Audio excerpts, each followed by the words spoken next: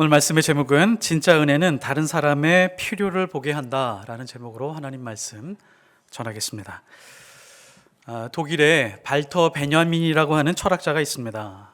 이 철학자가 1936년에 책을 한 권을 냈는데요. 제목이 이렇습니다. 기술복제 시대의 예술작품이라고 하는 책을 냈는데 이 책 안에서 아주 중요한 예술 이론을 하나 발표를 했습니다.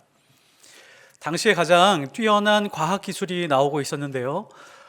사진과 영상이었습니다. 사진과 영상이 나온 것도 놀라웠는데 칼라로 사진과 영상이 나오고 있다는 것이 많은 사람들에게 굉장히 큰 충격이었습니다. 이때 예술에 관심을 가지고 있는 사람들이 고민을 하나 했는데요. 예술이라고 하는 것은 그 가치가 고유하게 하나만 있을 때 이 가치를 인정받을 수 있는데 그 예술 작품을 영상으로 찍고 사진으로 찍어서 많은 사람들에게 알려지게 되면 그것에 대한 고유의 가치를 상실할 것인가 아니면 고유한 가치가 더 더해질 것인가에 대한 고민이었습니다. 그래서 여기서 특별한 용어를 하나 만들었는데 그것이 아우라라고 하는 그런 단어입니다.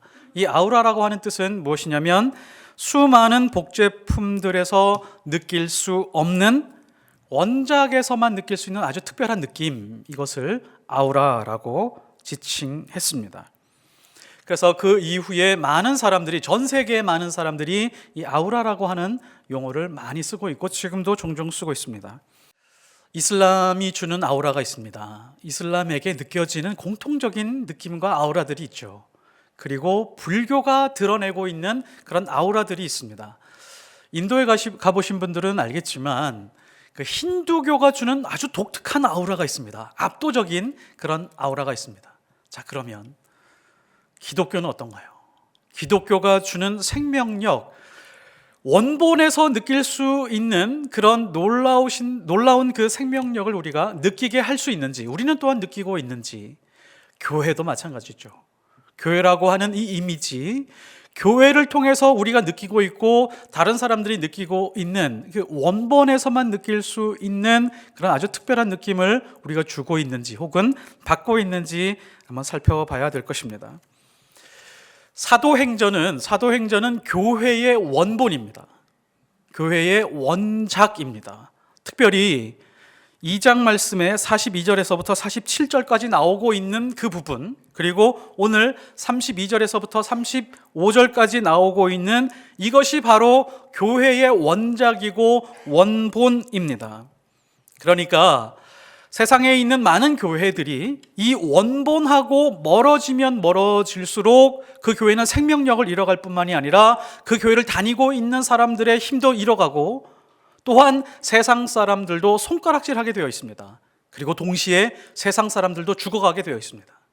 그러나 오늘 나오고 있는 이 교회의 원본과 가까워지면 가까워질수록, 싱크로율이 높아지면 높아질수록 세상은 비록 손가락질은 하겠지만 세상을 살려낼 수 있는 그 생명력을 교회가 지닐 수 있습니다. 그리고 그 교회를 다니고 있는 사람들도 회복 탄력성이 굉장히 크게 되겠죠. 다른 교회 이야기할 것 없습니다. 한국 교회에 거론할 것 없습니다. 우리 교회를 봤을 때, 그리고 우리 교회가 계속해서 모이고 우리 교회의 모양을 봤을 때 이 원본과 비추어 보면서 싱크로율이 얼마나 되는지를 우리는 확인해야 됩니다.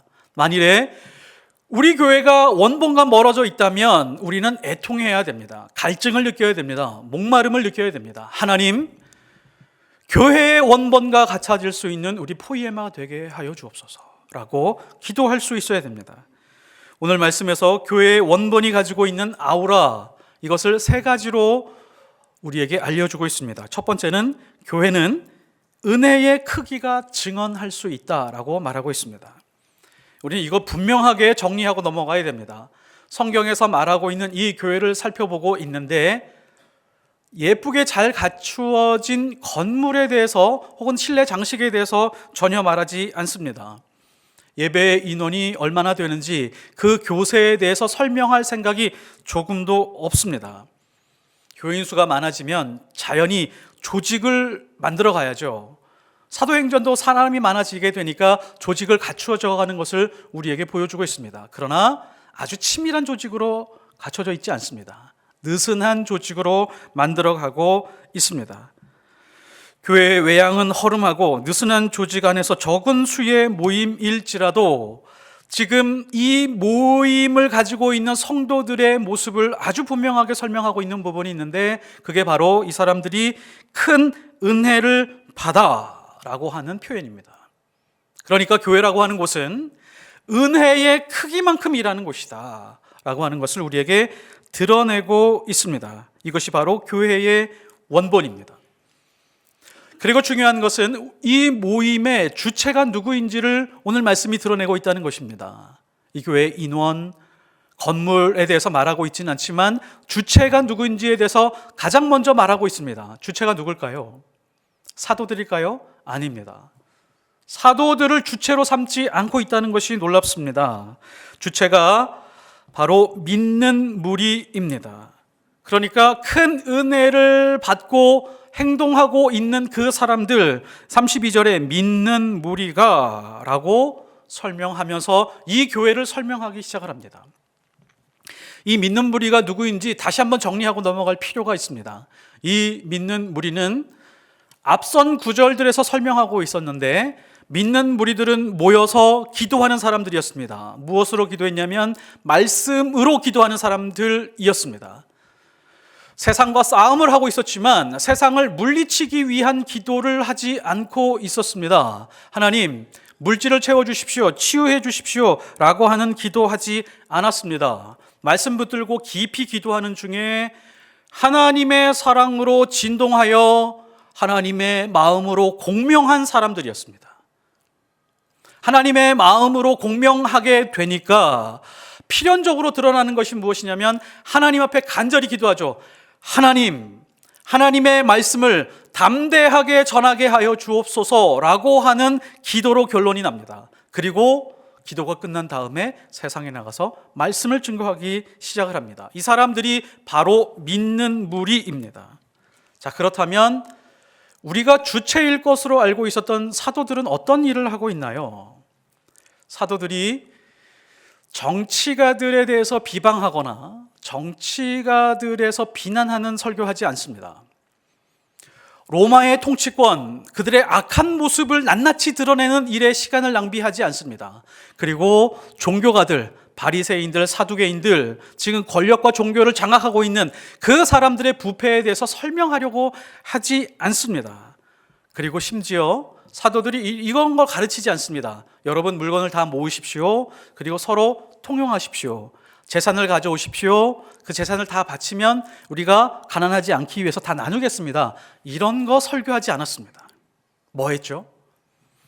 사도들은 오로지 진리 하나만 순전하게 설교했습니다. 예수 그리스도, 십자가, 부활만을 증언을 했습니다. 그러자 그 자리에 있었던 성도들 모두가 큰 은혜를 받아 자발적으로 물건을 가지고 오게 된 것이 오늘 말씀입니다. 믿는 무리가 한 마음과 한 뜻이 되어 모든 물건을 서로 통용하고 자기 재물을 조금도 자기 것이라 하는 이가 없더라 라고 하는데, 물건을 가지고 온 것은 부수적인 결과입니다. 한 마음과 한 뜻이 되었다라고 하는 것에 대한 부수적인 결과입니다. 한 마음과 한 뜻이 되었다는 건 뭐죠? 한 마음, 사람들의 마음의 크기는 다릅니다. 마음의 강도는 다 다르죠. 강한 마음을 가지고 있는 사람들이 있고 약한 마음을 가지고 있는 사람들이 있습니다. 한 마음이 되었다라고 하는 것은 강한 마음을 가지고 있는 사람이 약한 마음을 가지고 있는 사람들을 보듬어 주어서 하나가 되었다라고 하는 것입니다. 그렇게 한 마음이 되었다라고 하는 거죠. 그리고 한 뜻이 되었다라고 하는 것은 사람들이 투표하거나 의견을 모아서 하나의 의결을 했다라고 하는 것이 아니고 오로지 온 우주의 한 분이신 하나님의 뜻, 영원전부터 계획하신 그 하나님의 섭리, 그것으로 인하여 한 뜻이 되었다라고 하는 그런 뜻입니다. 그래서 하나님의 뜻을 함께 이루어 가기 위해서 서로 부족한 것이 보이니까 그 부족한 것을 채워가면서 공동체를 이루어 갔다. 이것이 은혜의 크기입니다. 교회가 가지고 있는 은혜의 크기는 이렇게 측정할 수 있습니다. 오래전에 한 20, 30년 전인 것 같은데요, 압구정에 살고 계신 아주 부유한 권사님 두 분이 계셨습니다. 신앙이 아주 좋으셨습니다. 어느 추운 겨울날 교회 가서 예배를 드리는데 아주 큰 은혜를 받았습니다. 눈물을 훔칠 만큼 은혜를 받았습니다. 목사님이 어떤 설교를 하셨냐면, 당시에 난지도 있잖아요. 난지도. 지금은 올림픽공원으로 바뀌었지만 한 1억 5천 톤 정도의 쓰레기가 버려진 그 난지도, 그 주변에 살고 있는 사람들의 삶에 대해서 이야기를 하면서 감동을 주었습니다.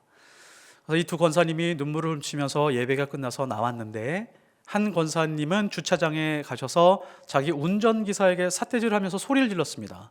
왜 그런가 봤더니 운전기사가 추워서 1시간 동안 히터를 틀고 있었거든요. 그게 못마땅했던 것입니다.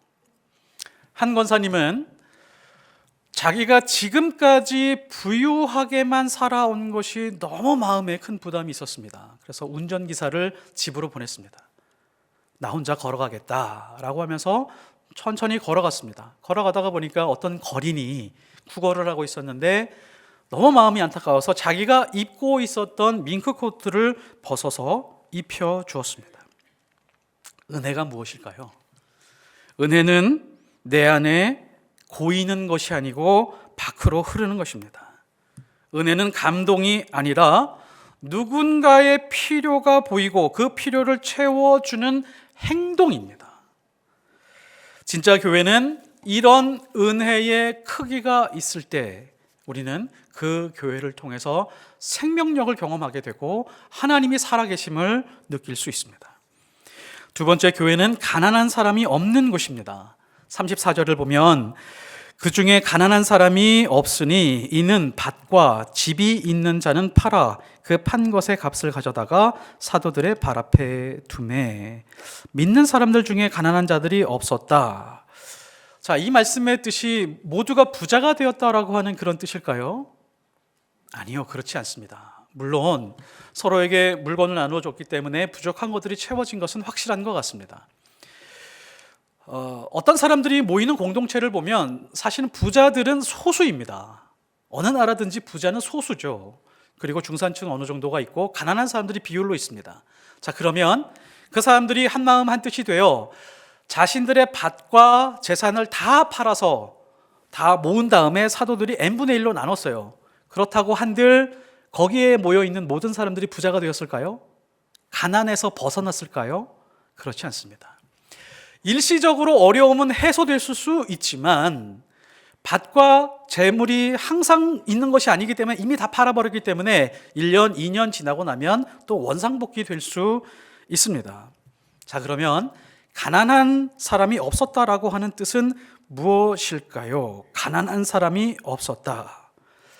이 가난한이라고 하는 헬라어 단어는 이 성경 구절에만 나옵니다. 여기만 나오는 단어인데 엔데에스라고 하는 단어입니다. 이 엔데에스라고 하는 단어는 부족한 혹은 필요한이라고 하는 뜻이죠. 가난하지 않았다라고 하는 것은 부족함을 느끼지 않았다. 나는 필요한 것이 없어, 만족해 라고 하는 사람들이 있었다라고 하는 그런 뜻입니다. 그러니까 이걸 이렇게 우리는 해석할 수 있습니다. 그 자리에 모여있던 모든 사람들이, 노예도 있었고 부유한 사람도 있었는데 인생에서 힘들고 괴롭고 고통 중에, 결핍과 부족함 중에 살다가 온 사람들이 모여서 예배 드리고 있었는데 믿는 사람들을 만나서 작은 필요들이 계속해서 채워지는 것을 느낍니다. 그 안에서 하나님의 크신 사랑을 경험하고 나니까 이 땅에, 이 세상으로 나가서 이제 나는 어떤 모양으로 살아도 부족함 느끼지 않겠다 라고 하는 마음의 큰 힘을 얻었다라고 하는 그런 뜻입니다. 여호와는 나의 목자시니 내게 부족함이 없으리로다. 이 말씀의 뜻이 여호와 하나님이 우리에게 지속적으로 돈을 공급해 준다는 것일까요? 우리에게 계속해서 재물을 주신다라고 하는 뜻일까요? 그래서 내가 부족함이 없다라고 하는 고백일까요? 그렇지 않습니다.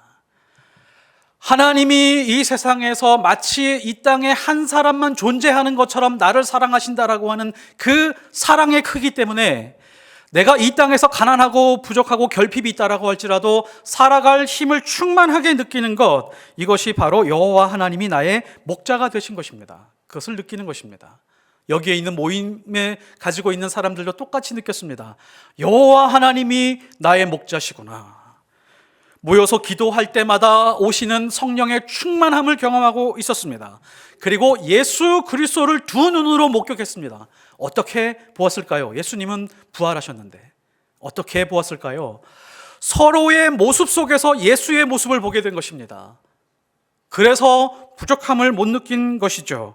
고린도후서 8장 9절, 우리 주 예수 그리스도의 은혜를 너희가 알거니와, 이거 기억해 주십시오. 우리 주 예수 그리스도의 은혜를 알고 있대요. 그 다음에 어떻게 설명하는지, 부요하신 이로써 너희를 위하여 가난하게 되심은 그의 가난함으로 말미암아 너희를 부요하게 하려 하심이라.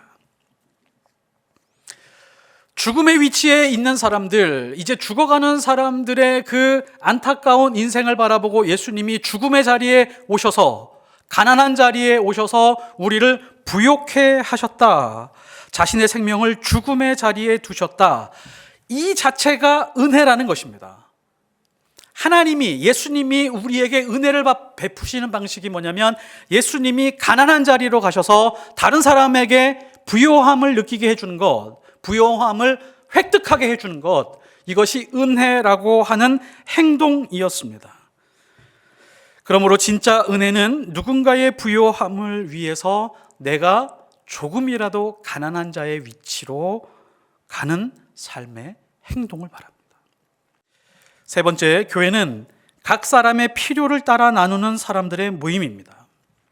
35절에 보면 사도들의 발 앞에 두매 그들이 각 사람의 필요를 따라 나누어 줌이라. 이게 교회의 원본입니다. 우리 몸에 심장이 있죠. 심장이 하는 일이 있습니다. 펌프질을 하는데요, 하루에 10만 번 정도 펌프질을 합니다. 그리고 혈액을 순환시키죠. 혈액을 온몸에 어느 구석 하나 퍼지지 않는 곳이 없이 혈액이 공급될 수 있도록 끊임없이 일을 합니다. 근데 이것이 약간 고장이 나면, 이 펌프질이 고장이 나면 그것을 심부전이라고 하죠.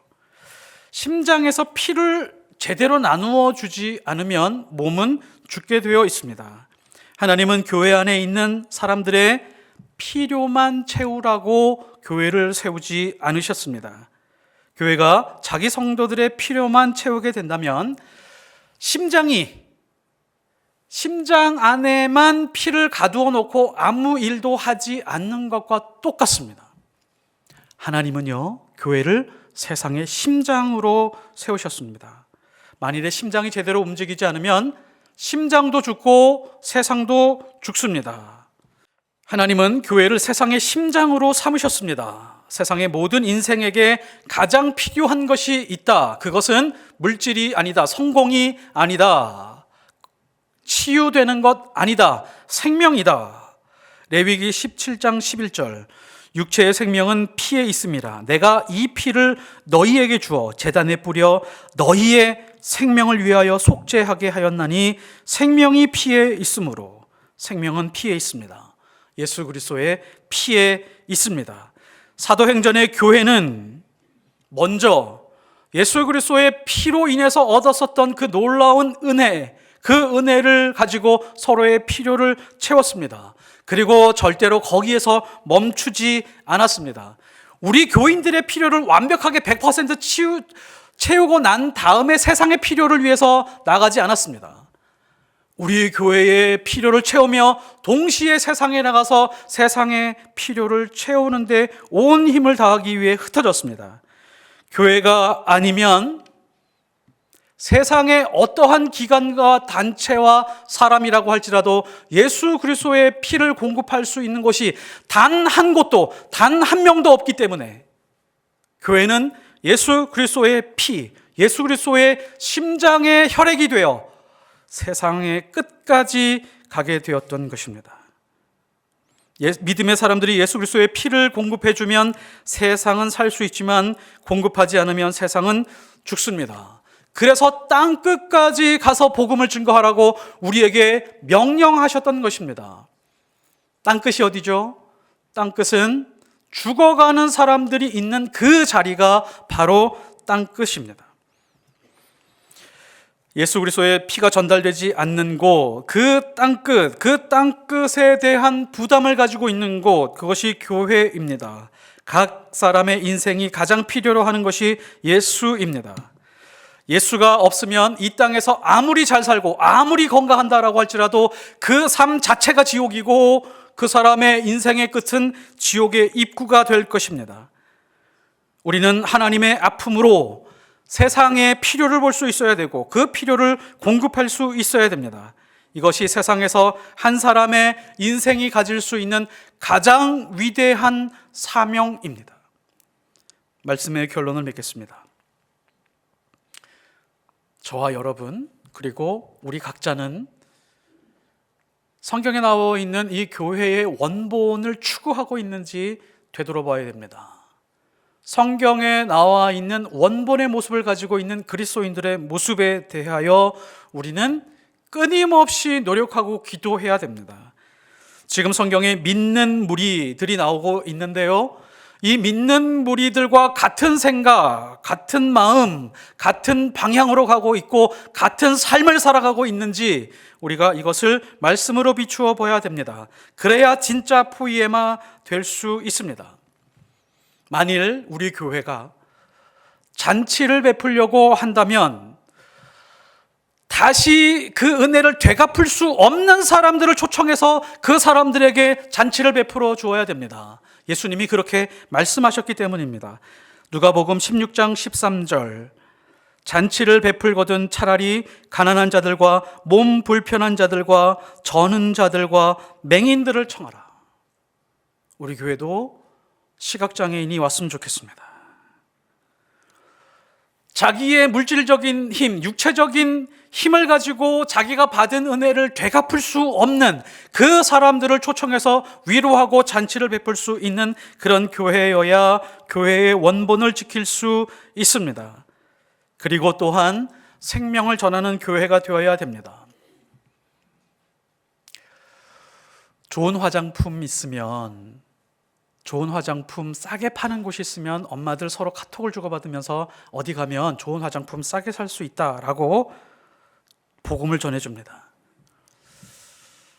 아파트 출장으로 눈썹 문신 싸게 해준다면 이 사람 저 사람 전도합니다. 그리고 한 방에 모여서 문신 다 끝내고 난 다음에 가서 찜질방 가거나 맛있는 거 사 먹습니다. 새학년이 시작되고 자녀들 옷이나 신발 세일한다고 하면 꼭 전해주는 사람이 있습니다. 복음의 소식 전해주는 사람들이 있죠. 주식, 야 어느 주식 사면 한 5년만 보유하고 있어봐, 대박 날 거야 라고 하면서 복음의 소식이라고 전해주는 사람이 있습니다. 부동산, 건물, 땅, 이런 정보 전해주려고 애쓰는 사람들이 있습니다. 그런데 이상한 것이 있습니다. 예수님이 우리의 생명이라고 하면서 예수님도 우리에게 그 생명의 소식을 전하라고 하셨는데, 교회는 그 복음을 전하는 일, 생명을 전하는 일에는 매우 인색하고 경직되고 정색합니다. 교회는 세상이 가장 필요로 하는 생명을 전하는 곳입니다. 말로 전하든지 삶으로 전하든지 어떻게 해서든지 생명을 전하는 곳입니다. 교회는 예수의 피를 공급하는 세상의 심장입니다. 이것이 교회의 원본입니다. 교회의 원본과 아우라를 잃지 않는 포이에마 예수교회 되시기를 예수 그리스도의 이름으로 축복합니다.